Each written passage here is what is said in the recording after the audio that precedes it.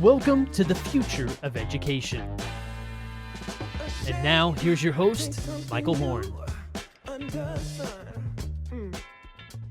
Welcome to the future of education. I'm Michael Horn. You're joining the show where we're dedicated to creating a world in which all individuals can build their passions, fulfill their potential, and live lives of purpose. And to help us illuminate that today, I'm thrilled that my co-conspirator, Danny Curtis, is here because we've got a very good conversation teed up today, Danny. Good to see you. It's great to be here, Michael. Always nice to chat with you, and especially today because we get to talk about one of our favorite topics. Exactly. And you and I wrote this piece, I don't know, about a year and a half ago at this point, I think, for Education Next, where we said, look, career-connected learning really should not be a for some. It's really a for all increasingly. And I think we've also, though, been puzzling. How do we help schools actually execute on that vision? And we've found someone that I think can start to shed some light on that. So I'm excited about this conversation, Danny. Yeah, me too. We wanted to bring on a guest today that is going to help us think through one approach to scaling up more career-connected learning and helping districts overcome some of those challenges that they encounter when they do make the decision to move towards career-connected learning. And so we are really delighted to have Amanda Kocon, the Chief Strategy and Operations Officer at Edmentum, a K12 online learning provider, join us here today. Amanda, welcome. Thank you. It is tremendous to be with you, Danny and Michael. Amanda, as we mentioned up front, we, along with many others nationwide, have been pushing for more career-connected learning in K12. And as we'll discuss, you all at Edmentum have a big announcement and have been doing a lot of work there. But before we dive into the work you've been doing, I want to start with sort of the big picture why. In your view, what is driving this shift towards career readiness in K12? It's the question right now, right? So if we think back to when Edmentum started this journey of really leaning into career-connected learning for all, which is an important part of the story, we started paying attention to what was being provided to kids. So we are, at our core, a digital-first curriculum company. We are a 60-year-old plus ed tech company. We're one of the oldest. We actually started our journey in workforce redevelopment and then focused many years later on the K-12 space, but it's always been sort of part of our DNA. We have always provided CTE courses and curriculum as part of our sort of comprehensive catalogs of offerings. And one of the things about almost 4 years ago now that we started talking about was what's the sort of quality of offering that we have, and how do we make sure that the same level of intention and rigor and learning design that is going into our core courses, so think your core 4, your electives even, is also going into CTE. And so we started this build out in part to say what kids that are thinking about a path direct to the workforce, whether they stop at college or not. Very few people exit high school and retire. It really is career for all. And so how do we get kids better ready with better materials, if you will? And so that's where we started the journey. I think a huge part of the why for us was paying attention to the nearly 50% plus that really won't go to college, and how do we make sure that they exit high school with something of value. So that's when we started really building out our own CTE course catalog that we've built out over the last 3 years. And a huge part of that for us was then beginning to realize that as you think about what's available, how do we combat two things in particular? So we had started with what's the curriculum that we need to deploy? And then we said there's two issues. One is a massive exposure gap. Kids actually don't have a sense of what's possible. The second thing we really focused in on is what's the switching cost. So if we move kids, any kid, through a program of study, if you will, where they don't learn academic, technical, durable skills, and they don't have a sense of what's possible post-secondary, we probably are going to continue to fail these kids. We will exit them from high school, but they won't actually be future ready or job ready. Yeah, you lay out a really compelling rationale for this movement towards career and connected learning. And now I want to really zoom in on the offerings that Edmentum is providing in this area. you all just made a big acquisition, the MajorClarity College and Career Readiness Platform. And there's a lot to unpack here. But I want to start with the vision behind the acquisition and the opportunity that it represents. I'm wondering, what challenges have you seen districts face as they implement and scale these programs?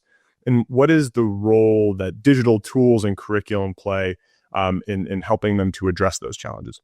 So I think one of the big challenges you laid out actually in the intro, which is how do you at scale bring sort of the level of awareness, exploration, planfulness, curricular option, programmatic options, and then begin to manage what is the holy grail, which is work-based learning for kids in the high school, in the middle school and high school arena.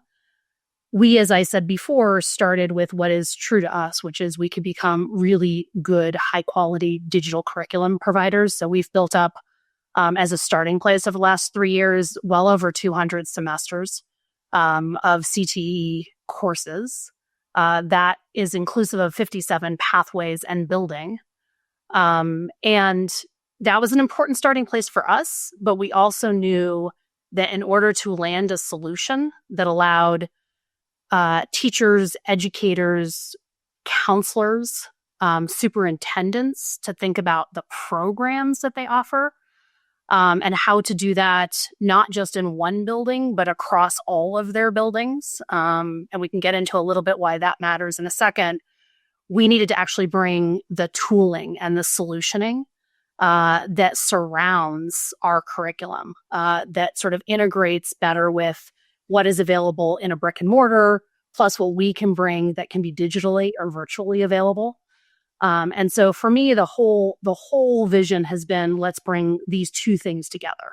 How do we bring the workflow, the tooling, the planning, the career exploration starting in middle school, and integrate that with the curricular options that are additive, not reductive, in a place, so that you have truly an interconnected solution of content, curriculum, and tooling. And so putting these two things together, has been the vision. And so we're very excited about the acquisition of MajorClarity and putting these two companies together. So I want to make sure I'm understanding like the different pieces, right? Because 57 pathways, 200 semesters of content is already a lot. Wow. Right. And so that's like, I think if I'm hearing you right, that's like the additive, we can't give exposure to learn about X. Here's a way to do it.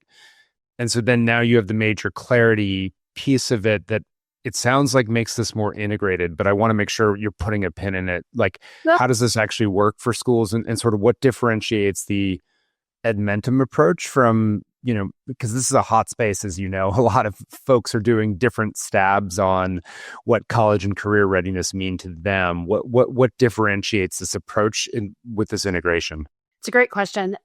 So for us, our ability to use MajorClarity really as the entry point. So I'm going to just take you through the student's journey.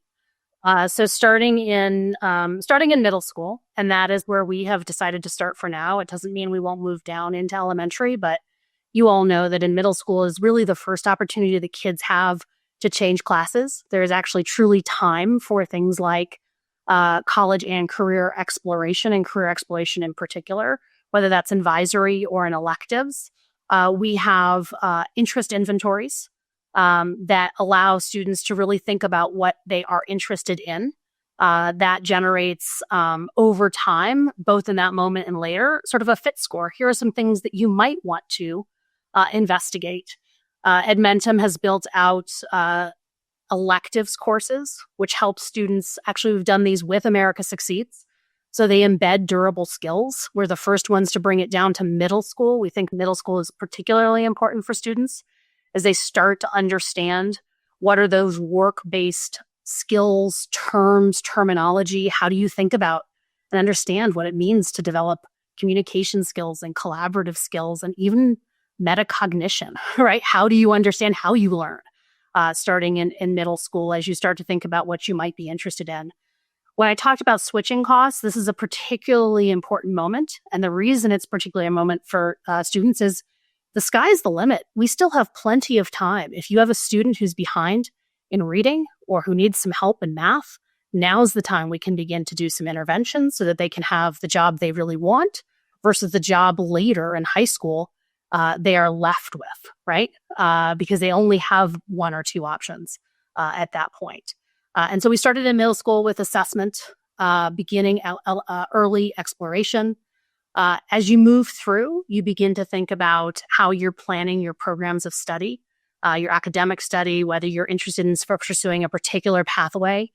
We have the digital courses to both allow you to do that online. That includes one of the biggest pressure points we hear from schools is, I don't have consistent CTE curriculum or I can't get a CTE teacher.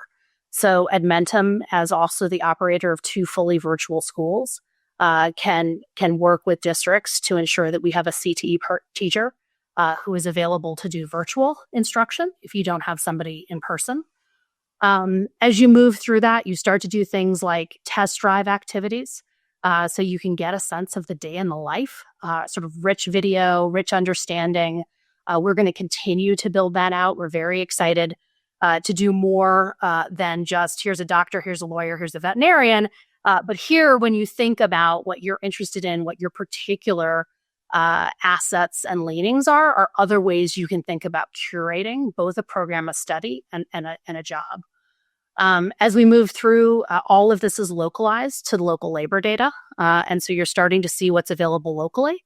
That's not to say that kids in the future won't also have virtual work experiences, because they will, but we want to localize it as much as possible as well. As you move through, from a learning perspective, that's where I've talked about sort of the rich catalog.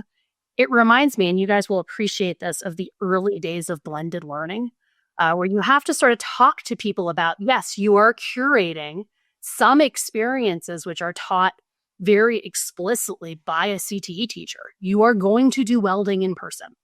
Some of the things that are part of that journey, however, in the early pathways are things that you actually can do in more of a flipped classroom model, that you can actually do digitally, that kids can do asynchronistically. This is one of the places where we have partnered with Interplay, which is one of the key providers. We met with them. They are somebody who really focuses on helping skilled trades employers get employees ready to be job site ready. We brought that down into high school. Those have rich simulations, so you can get a pathway around plumbing and electric, mechanical early on and get exposure so that you're actually job site ready. So think about academic CTE program, which we've talked about, as well as the skilled trades, and begin to get some exposure around those things. As you move through that, you then have all the tooling that you would expect out of a college and career readiness. So we're not asking kids to pick one path or another. We're actually saying when you're doing your programming and you're thinking about your academic planning, we will lead you into a set of tools and capabilities that allows you to plan your college. So which colleges of our interest, which community colleges might be of interest, how do you think about scholarships, fit, application? We integrate with a common app and that sort of set of tooling. And on the career side, you're able to do technical school exploration. You're able to focus on work-based learning. And ultimately, all of this is building a portfolio over time so that kids have something of value. And that something of value is everything from micro-credentials, sort of mini courses that they can take four to 6 hours of mini courses that can drop into a resume builder. So they're beginning to build a resume, which I will tell you is as important if you are going to college as it is if you are going directly into the workforce. So, Amanda, a lot of what you just described, right, is like a broadening of horizons followed by a series of student-driven exploration to make choices. Let's start at the beginning of the funnel because you mentioned the durable skill piece of that. And I'm super curious just to have you quickly drill into like, what do you mean by durable skills? Because it's a bit of a catch-all term and people mean lots of different things. And I'll just give my bias up front so maybe you can answer the question, respond to it a little bit, is Some of the durable skills, it seems to me, are more vocation specific than we might admit, right? And some are pretty generalizable. And so I'm sort of curious how you think about what do you mean about it, and which ones transfer and which ones are actually like, this is what this means in this context. This is what it means in this other one. Yeah, we've tried to focus. I mean, it's an interesting question both for durable skills and where we've tried to focus even the curricular decisions we've made. So we've tried to focus, not to double use the word, on those things that are actually durable.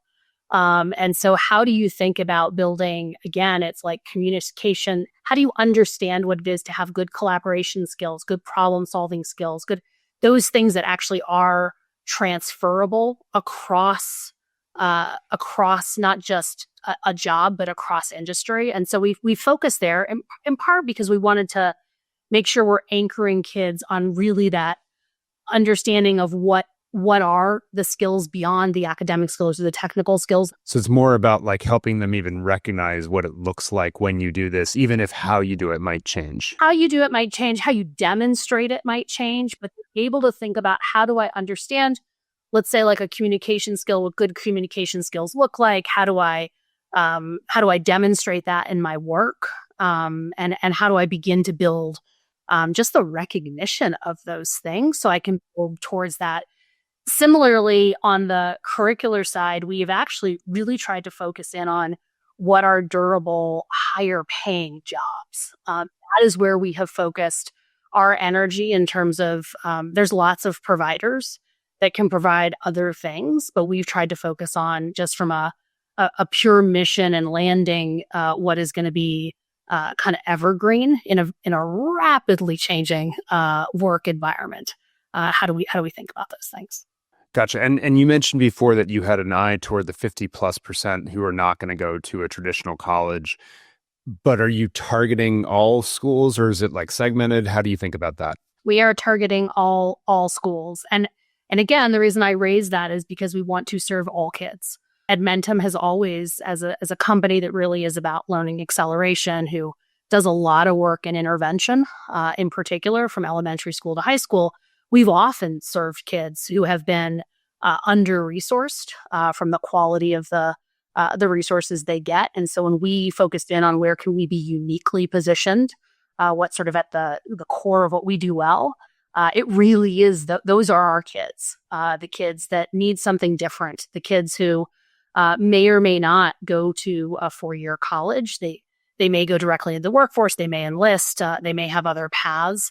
What I would say is, and I know I'm speaking to the converted on this, that is increasingly more and more kids, right?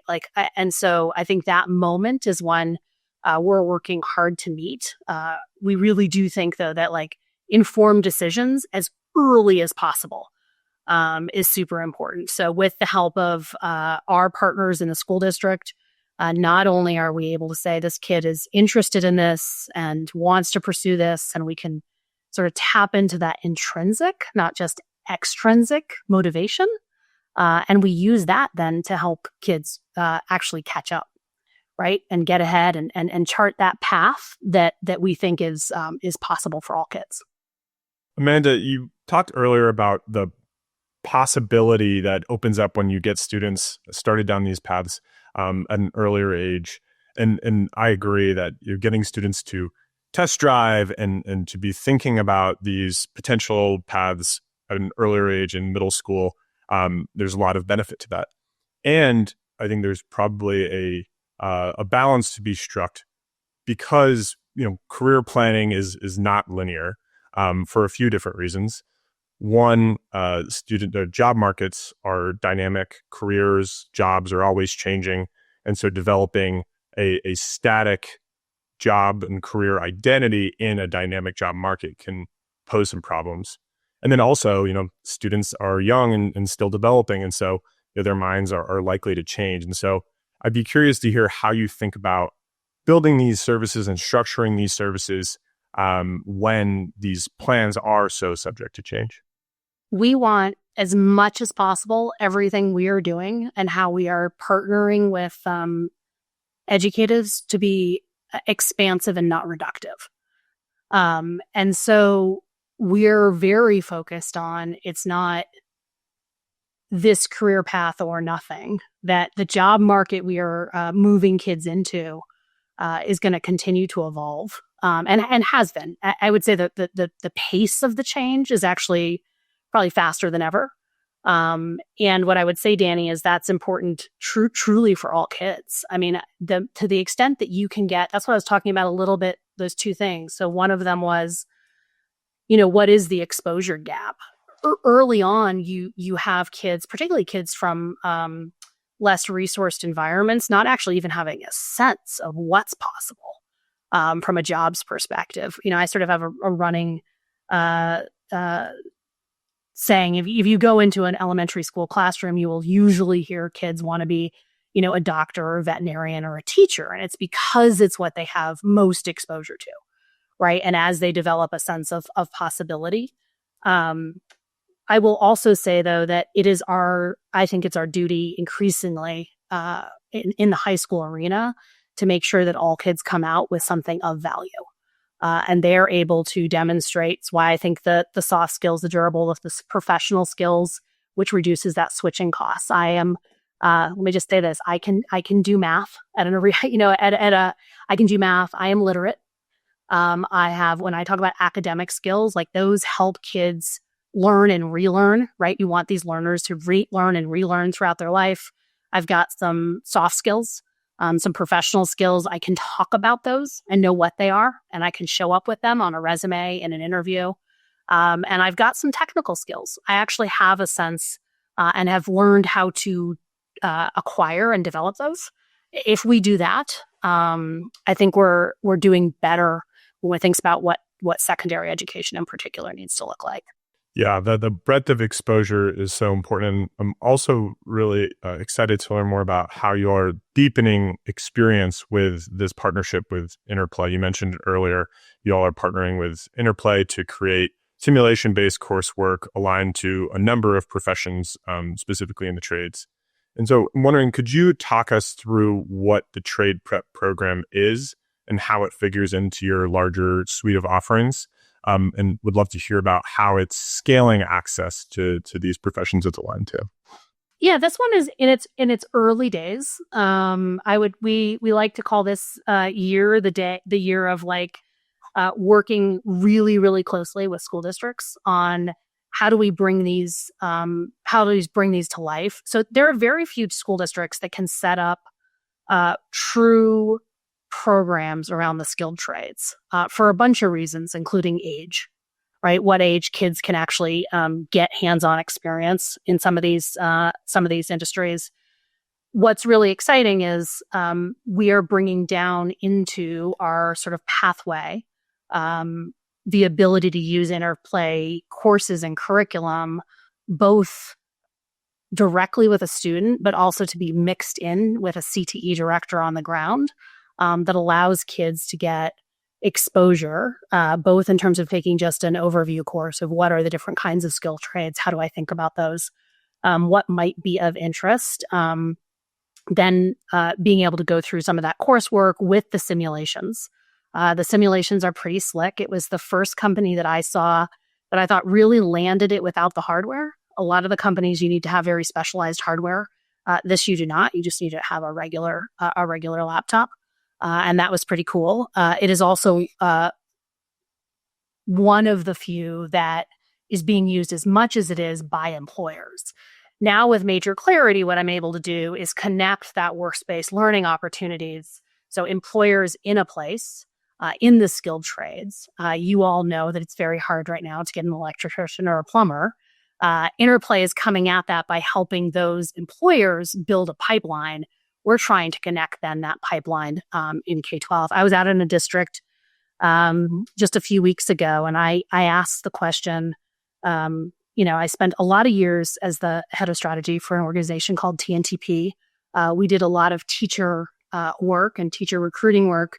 So one of my favorite questions to ask a superintendent or a head of HR is, what's the hardest thing to recruit for right now? What I did not expect was that the answer was boiler operators.